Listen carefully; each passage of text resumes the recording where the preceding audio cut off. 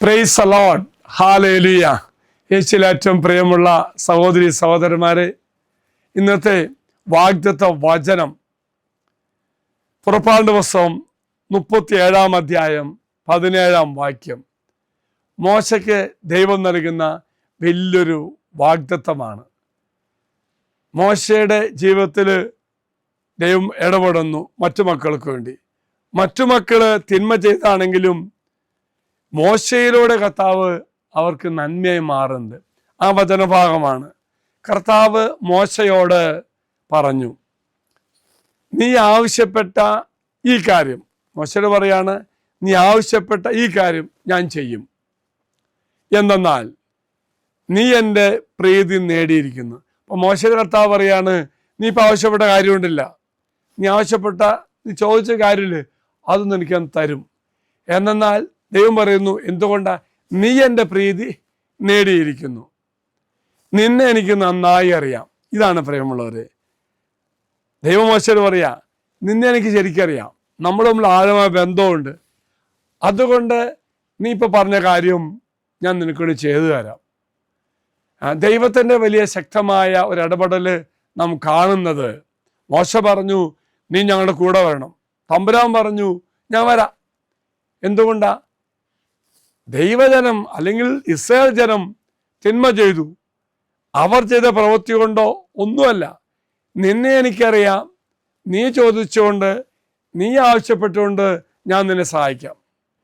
ഓർക്ക പ്രിയമുള്ളവരെ, ദൈവത്തിൻ്റെ കൃപ, ആഴമായ സൗഹൃദം, കൽപ്പനകളോടുള്ള ഉടമ്പടിയോടുള്ള വിശ്വസ്തത എന്നിവ എടുത്തു കാണിക്കാണ് ഇവിടെ. ദൈവം വാഗ്ദാനം ചെയ്യുന്നത് ദൈവം കൂടെ വരുന്നുണ്ട്. ഇവിടെ പ്രത്യേകിച്ച് കർത്താവ് പറയുന്നുണ്ട്, ഇസ്രായേൽക്കാരുടെ അനുസരണക്കേട് ഉണ്ടായിരുന്നിട്ടും മോശയ്ക്ക് കൃപ ലഭിച്ചതിനാലും മോശയെ ദൈവത്തിന് നന്നായി അറിയുന്നതിനാലും ദൈവം തൻ്റെ സാന്നിധ്യത്തിന് വേണ്ടിയുള്ള മോശയുടെ അഭ്യർത്ഥന സ്വീകരിക്കുന്നത് നാം കാണുന്നുണ്ട്. ഒപ്പം തന്നെ ഇസ്രായേലിനെ മറ്റു ജനതകളിൽ നിന്ന് വ്യത്യസ്തനാക്കുകയും ചെയ്യുന്നു. പ്രിയമുള്ള സഹോദരി സഹോദരന്മാരെ, മോശയുടെ നന്മ, മോശയുമായി ദൈവമായിട്ടുണ്ടായ ആഴമായ ബന്ധം, മോശയ്ക്ക് ദൈവത്തെ പ്രീതിപ്പെടുത്താൻ സാധിക്കുന്ന അവസ്ഥ, ഇതൊക്കെ ദുശാഠ്യക്കാരായ ദൈവജനത്തിൻ്റെ പ്രവൃത്തി നോക്കാതെ നന്മയിൽ ജീവിച്ച, വലിയ ദൈവപ്രീതി നേടിയ മോശയ്ക്ക് ദൈവത്തിൻ്റെ വാഗ്ദാനം നേടിയെടുക്കാൻ സാധിച്ചു. പ്രിയമുള്ളവര്, നാം നിമിത്തമായിട്ട് മറ്റു മക്കൾക്ക് കൃപ സ്വീകരിക്കാൻ ഉപകരണമായി മാറും. ദൈവം നമ്മെ ഉയർത്തും. അങ്ങനെ ആഴമായ ബന്ധം നമുക്കുണ്ടെങ്കിൽ ദൈവം നമ്മെ അനുഗ്രഹിക്കും.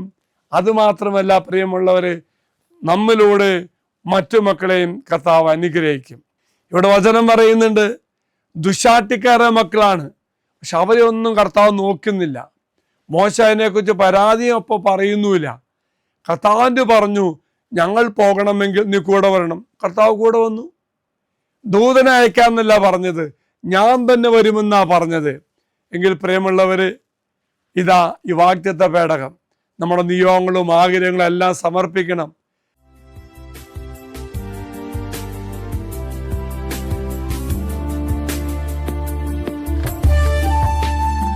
ഇത് നിങ്ങൾ സമർപ്പിച്ച നിങ്ങളുടെ എല്ലാ നിയോഗങ്ങളും അൾത്താരയിലേക്ക് അച്ഛൻ സമർപ്പിക്കുന്നു.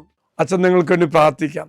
കർത്താവായ ദൈവമേ, ഈ പ്രഭാതത്തിൽ അങ്ങ് തന്ന വാഗ്ദത്ത വചനത്തോത്ത് നന്ദി പറയുന്നു. ദൈവമേ, ഞങ്ങളെ തന്നെ സമർപ്പിക്കുകയാണ്. നിന്നോട് ആഴമായ ബന്ധം സ്ഥാപിച്ചുകൊണ്ട്, നിനക്ക് പ്രീതികരമായി ജീവിച്ചുകൊണ്ട്, നിന്റെ അനുഗ്രഹം ഞങ്ങൾക്ക് വാങ്ങിക്കാനും മറ്റുള്ളവർക്ക് വാങ്ങിക്കൊടുക്കുവാനും കർത്താവെ ഞങ്ങളെ അനുഗ്രഹിക്കണമേ. നമ്മുടെ കർത്താവായ ഈശോ മിശിഹായുടെ കൃപയും പിതാവായ ദൈവത്തിൻ്റെ സ്നേഹവും പരിശുദ്ധാത്മാവിൻ്റെ സഹവാസവും നാം എല്ലാവരോടും കൂടെ ഉണ്ടായിരിക്കട്ടെ, ഇപ്പോഴും എപ്പോഴും എന്നേക്കും. ആമേൻ. ഒരു നല്ല ദിവസം ആശംസിക്കുന്നു. എല്ലാവരും കർത്താവ് അനുഗ്രഹിക്കട്ടെ. Praise the Lord. ഈ ചാനൽ സബ്സ്ക്രൈബ് ചെയ്തും മറ്റുള്ളവർക്ക് ഷെയർ ചെയ്തും നമ്മുടെ കർത്താവിൻ്റെ സുവിശേഷ വേലയിൽ നമുക്കും പങ്കാളികളാകാം.